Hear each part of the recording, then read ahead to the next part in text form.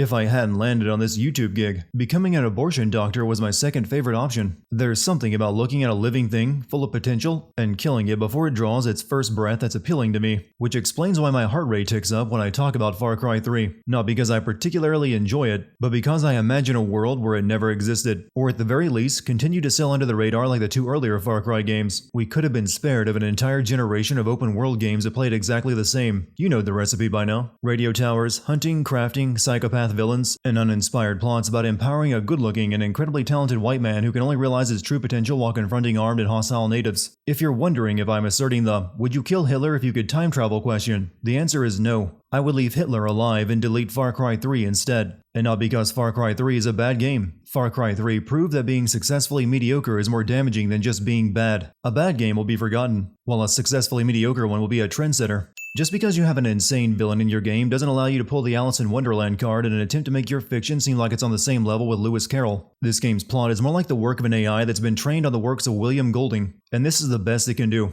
To my father's black card, to my black card! Woo! What is it about my fellow white people that renders us unable to cut loose and party without acting like insufferable douchebags? It's no wonder the devs felt so guilty about the casting in this game that they opted for a sort of Nepalese characters in Far Cry 4, and American Christian cultists for villains in 5. People think you're crazy, huh?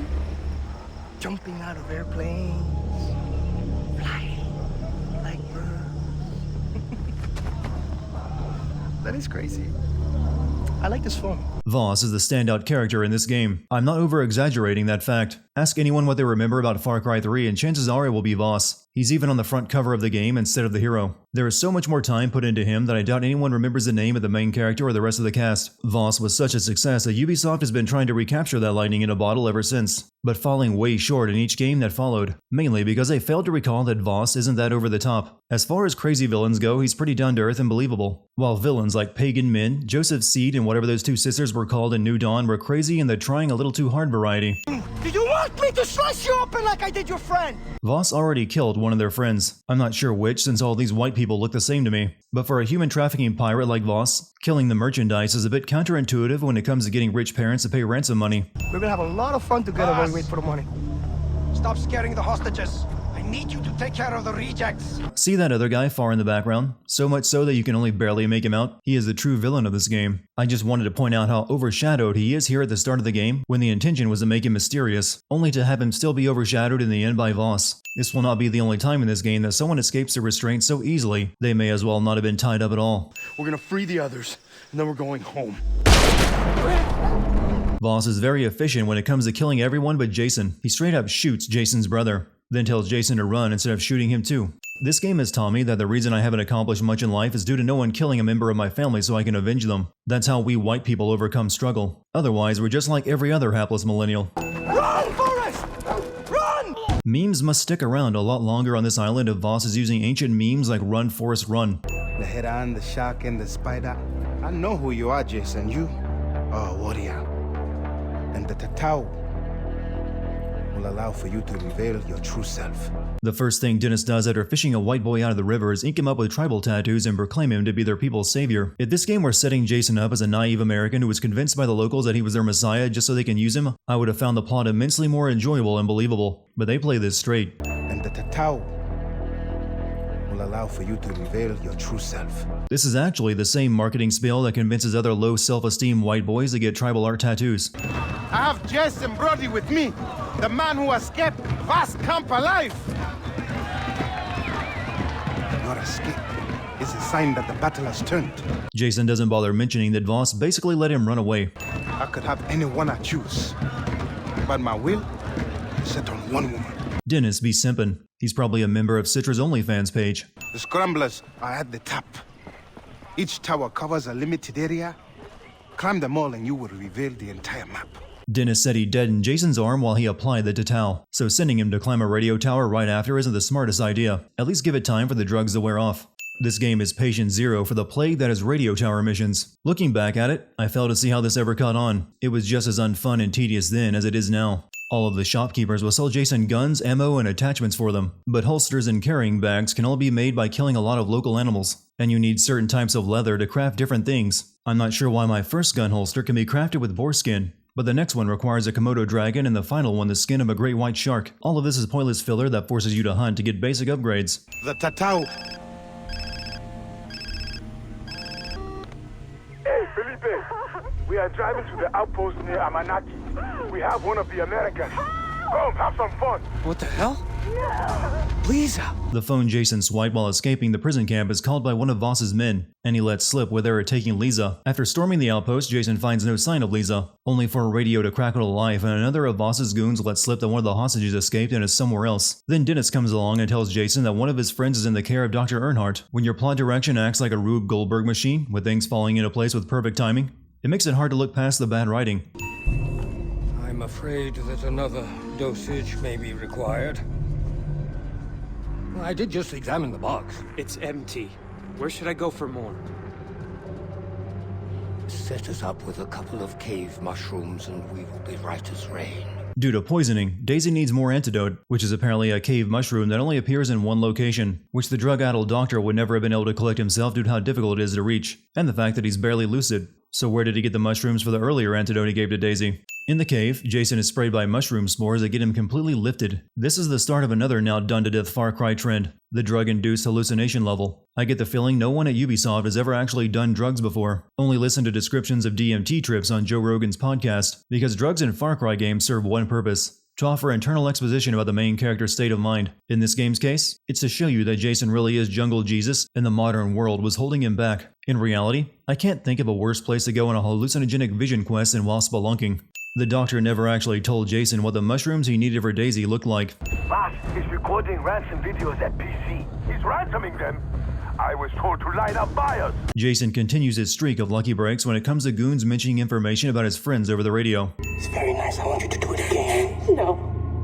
With more emotion. You can do it, honey. Come on. Vaas is one crappy cameraman. Jason can only be defeated by the oldest trick in the book, hiding behind a door. Vaas pours gas all over the room, but not a single drop of it on the people he means to burn alive, except for Jason, who receives a splash of it on his head. Strangely, that will never ignite and kill him after Vaas sets the room on fire. By the way, this lighter really sucks. You know, so much for poetics. I'm pretty sure that's the same lighter Jason randomly picked up with the rest of their stuff while escaping the prison camp. Jason doesn't smoke, so I don't think it was originally his. And the fact that Jason will keep that broken lighter in his pocket from this point on, and that later it will save his life, is the kind of miracle that only Ubisoft writers could think of. God's miracles tend to be a little more subtle. Restraints are easily escaped. Number 2. Was Vaas talking to Jason the entire time this building was burning? Because the lower floors are engulfed in flames, and Vaas only just now lit the fire on the top floor where he poured the gas. How did Vaas and his men get out of the burning building so fast that they had to exit through this inferno? But I found this boat. If we can repair it, we have our ticket off the island. Rather than attempting the impossible job of fixing up this rusted junker that's stuck inside a cave with no way out, Jason could just steal one of the boats Vaas's men have. But I do need some help. There's a power head for the outboard motor. It's missing. The power head for the outboard motor somehow fell 100 feet from where the boat is mired and has likely been in the water for years, making it unusable. The good doctor was kind enough to leave flashback-inducing drugs in the cave for them. You know, just in case they wanted to relive their recent trauma. Or in Jason's case, let him relive the night that led to them coming to the island, but only a bit at a time. Overdosing on these things would be akin to time travel. Bring me what has been lost. Before Citra will help Jason, he has to prove himself by finding something that has been lost. Instead of telling him what it is, she gives him drugs and he sees a knife during his hallucination. A knife he has never seen or heard of before. So this is straight up magic. During the drug trip, Jason also meets 2 characters he hasn't met or heard about yet, Willis and Buck. Instead of trying to sneak all this by under the guise of drugs, just call it magic. Did Jason just take someone's seed and start playing with their chips? Because he never put any money down on the table, nor does he cash those chips out after winning the hand and leaving to chase Willis. What the hell are you talking about? Snow White escapes from Vaas's prison camp. Next thing you know, he's killing guys with a machete. The pirates are referring to Jason as Snow White after he escaped from Vaas. I thought this game was drawing Alice in Wonderland parallels. You have 10 seconds to tell me who you are before I remotely detonate the C4 under the table and this whole place explodes like a pop bottle. If Willis had detonated that bomb, he likely would have killed himself, since his room is right beneath this one and this is only a flimsy shack. I work for Langley, Agent Willis Huntley. A CIA agent working undercover in a foreign country wouldn't hang a large American flag in his home. Flammenwerfer.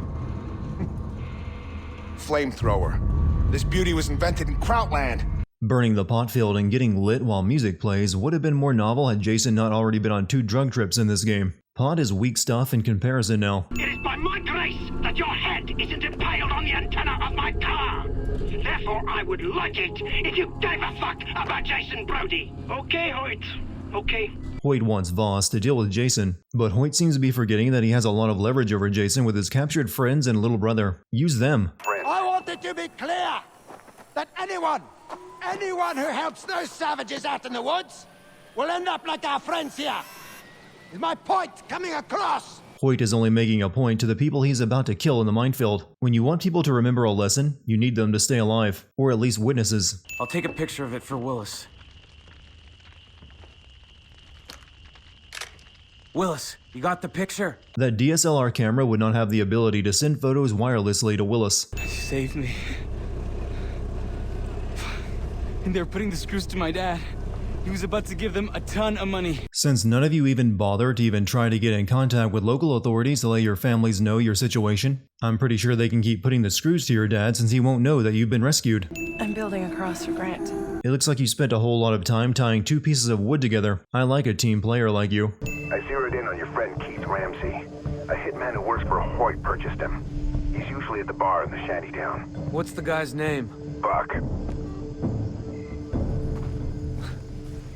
So his name is Buck, and he lacks the You didn't need to use the line from Kill Bill to point out the obvious reference. Find this for me. You score that, and you and I are even, Stephen. And Keith goes with you. Buck bought Keith from Hoyt to be his sex slave, and apparently so he could use Keith as leverage over Jason to retrieve the ancient dagger that Jason dreamed about earlier. I guess he figured Jason would end up becoming a Rocky Out warrior, learn about him and Keith and track him down. So this is working out well for everyone, except Keith, who is being sodomized. Apparently that isn't a big issue when it's a man. He's treasure hunter. He knew where it was. Vaas, he got the wanker's boat. Research he was doing on some Chinese treasure. And his crew. A researcher on a ship apparently tracked down the location of the dagger, but then Vaas's men took over the ship. They never bothered checking the guy's computer though, because if they had, the ship would have been destroyed before Jason could reach it. Are you kidding me? The researcher set up a trap in case anyone accessed his laptop for the information on the knife. Once someone downloads the file, the computer arms a bomb under the desk to blow in 3 seconds and sink the boat. Why not just have it go off instantly? And somehow Jason managed to run far enough away in 1 second to escape being killed by the explosion. Also, just encrypt your damn files. Buck is waiting on the beach like he just knew the ship would sink and Jason would make it out and come ashore at this spot. Excellent. Very good. Neither of them are going to comment on the obvious magical aura covering the compass. If you knew where I was supposed to go, why didn't you just tell me? When games sin themselves, it makes my job easy. Sadly, when games point out their own sins, it's never to clear it up. Apparently, just mentioning the sin lampshades it. Don't get your knickers in a twist. I'm not playing the bloody game, you are. With how Buck appears wherever Jason is headed without being informed about the location, and then disappears after cutscenes are over, and now this line, Buck is almost a fourth wall breaking character or a figment of Jason's imagination. Except that he's real and actually does have Keith locked up, so I'm not sure why the game even presents the possibility. Is this what I'm looking for? If the place is going to cave in after Jason picks up the other half of the compass, at least create a reason like a booby trap. There was an exit near where the compass piece was located, and Buck apparently knew where that exit was, since he was waiting there when Jason exits. He could have gotten this piece himself, or told Jason to go in this way and save some time. Also, Jason comes out of a pool of water, but back in the cave, the exit was a dry cavern tunnel with sunlight streaming through it. What gives? This is some magical shit. My heart's a flutter in anticipation. Only now does Jason realize this. I'll see you around, Jace. You know where I'm supposed to go, don't you? Oh, mate. Just know where you're headed. Buck is upset the knife wasn't there, but he also knows exactly where the next piece of the compass is located, meaning all this compass stuff was pointless since he knew where to find it to begin with. He doesn't even need Jason for any of this. Another compass piece and another cave-in. That's 2 cave-ins and 1 scuttled ship Jason has had to escape in this quest. I don't know how this compass is telling Jason where to go next. The game never explains. Jason gets a new piece, and then a new objective marker appears on the map, and you just go there. It's not like this thing was designed to find pieces of itself or the dagger. I don't think Jason could even read it since it's in a different language. There you are. Dagger retrieved and cave-in triggered. Please No more, please, I beg you. I can't take anymore. I guess men are expected to toughen up and handle rape on their own, because this would be a much bigger issue if Keith's sex were flipped. Jason is strapped with guns, but decides to have a knife fight with Buck, and it's just a quick-time boss battle. None of Jason's friends care or even notice him having a flashback trip inside of the cave. Prove you are worthy of the Tata. Help us free our captive warriors. I thought getting Citra the knife was the proof she needed. After the ambush on Hoyt's men, Jason chases the escaping armored truck down, opens the back door, and is KO'd by Vaas, who was waiting inside it like he knew this was going to go down this way. The truck was supposed to be transporting the warriors, and if Vaas was setting this trap for Jason, there is no way he could anticipate Jason would be the one to open the truck door, and what's more, this truck was trying to escape. Also, this is another instance of Jason being defeated by someone hiding behind a door. Insanity is doing the exact same fucking thing over and over again, expecting shit to change.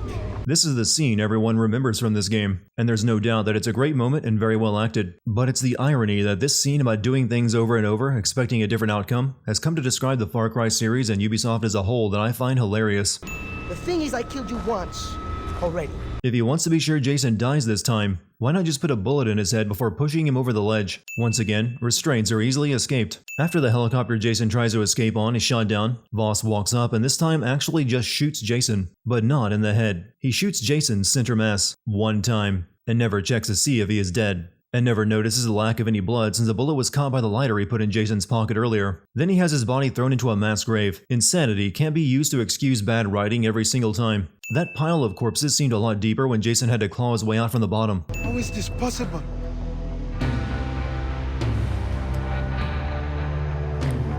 A cigarette lighter wouldn't stop a bullet, especially from a 45. It is time.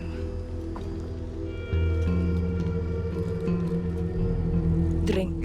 Citra gave Jason the task of rescuing the captured Rockyard warriors, which he failed. Why make him a full Rockyard warrior in the face of that? This is a poison for the weak. Only the strongest will survive it. Jesus Christ, game. I'm doing drugs and getting tattoos, not joining the League of Shadows. How do you design a drug to induce a very specific hallucination like fighting a giant out of your people's myths and legends? While Jason was fighting a giant monster leering over him, in reality he was being molested by Citra. Considering that he was stabbing the giant to death, you would think he might have been doing something equally violent in reality. Regardless, this is not safe to do while someone's tripping balls. Far Cry 3's boob rendering technology is, I have to say, pretty damn good in comparison to Metro Last Light. Only the presentation is a bit lacking. Our guns do not stop until Vaas falls at our feet. Not a single one of the Rockyard warriors will take part in Jason's storming of Vaas's compound despite this rousing speech. I'm still not convinced this isn't an elaborate ruse to trick a naive white boy into believing he's something that he isn't so they can have him risk his neck instead of theirs.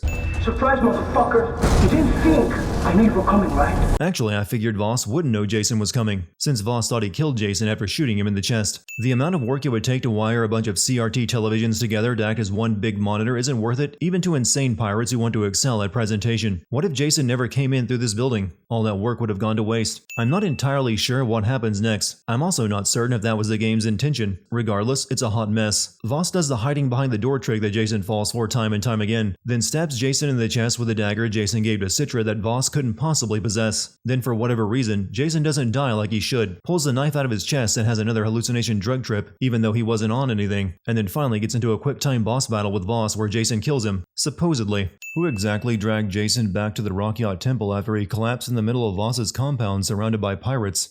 I was once an immigrant to the United States. I worked as a mechanic in a garage. The owner, he tried to pay me less than the other mechanics. Pointing a spotlight at racism in America and the plight of immigrants while at the same time telling the ultimate white savior storyline is a weird tangent to go on. My man Sam is embedded with Hoyt's troops. If you whistle the Star-Spangled Banner in Thurston at the Crazy Cock Bar, he'll know I sent you. You could have picked a less conspicuous code phrase. Are you sure this wingsuit works? Trust me! Just extend your arms, it's gonna work! Something tells me Willis doesn't go wingsuit gliding, so I can't explain why he just has a wingsuit inside the plane he's flying to Singapore. Also, where can the wingsuit be seen on Jason? He's wearing a t-shirt here as he clings to the side of the plane. A wingsuit is a full-body jumpsuit with webbing between the arms and torso and between the legs. Not whatever this is. Don't waste your time if you can't afford the buy-in. This enough?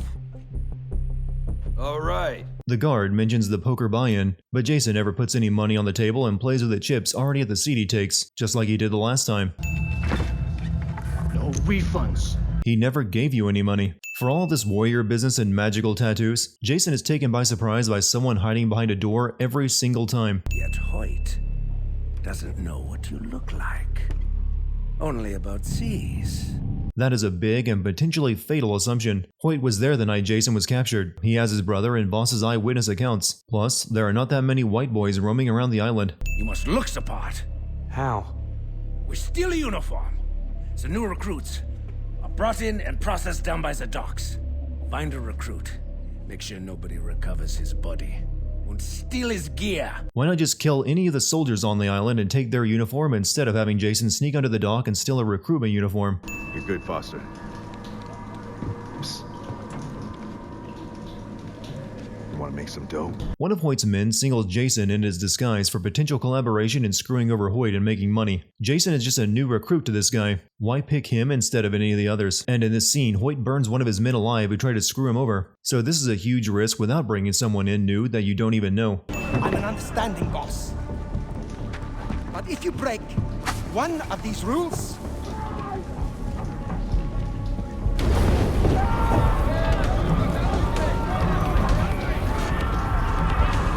I roast you in the furnace until your skin crackles like chicken.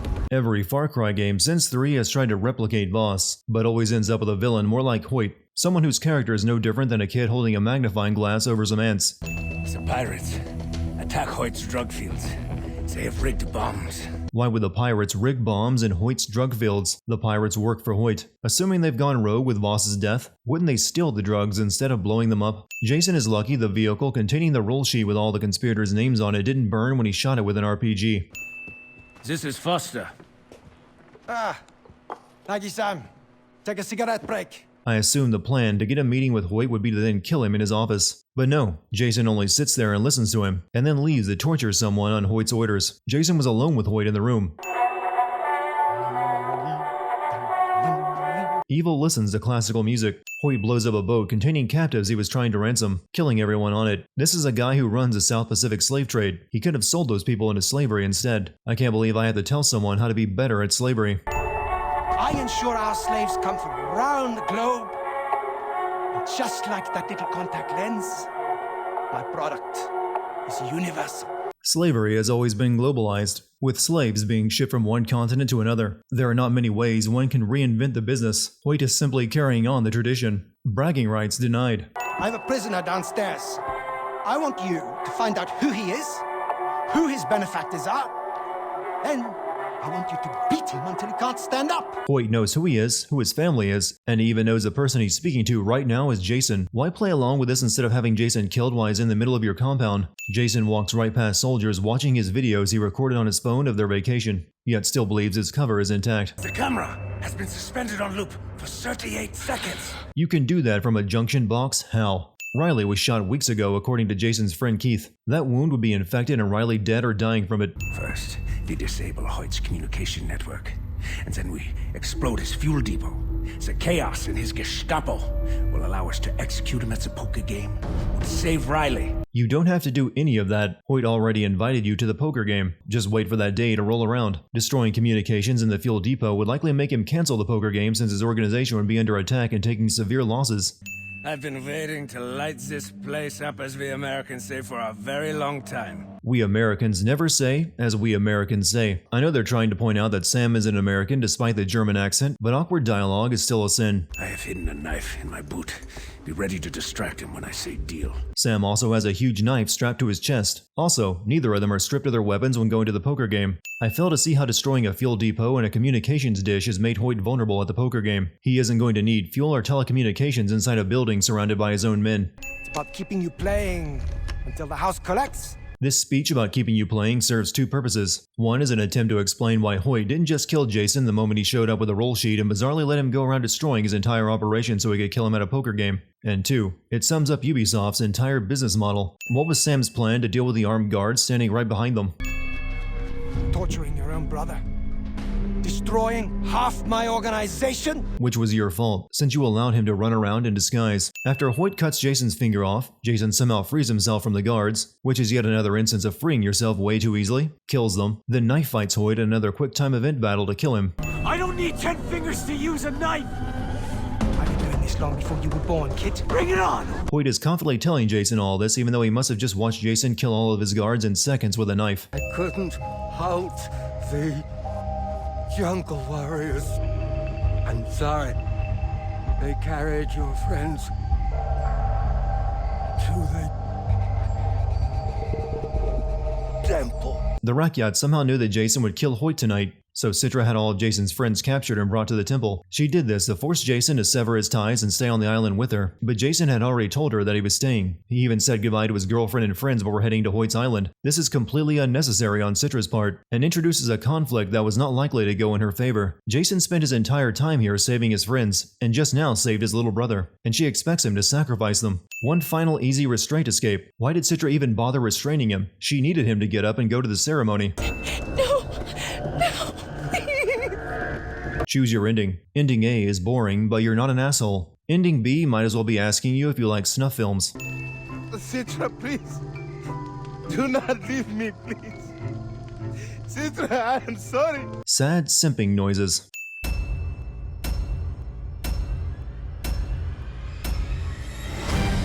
We were somewhere around Barstow, on the edge of the desert, when the drugs began to take hold.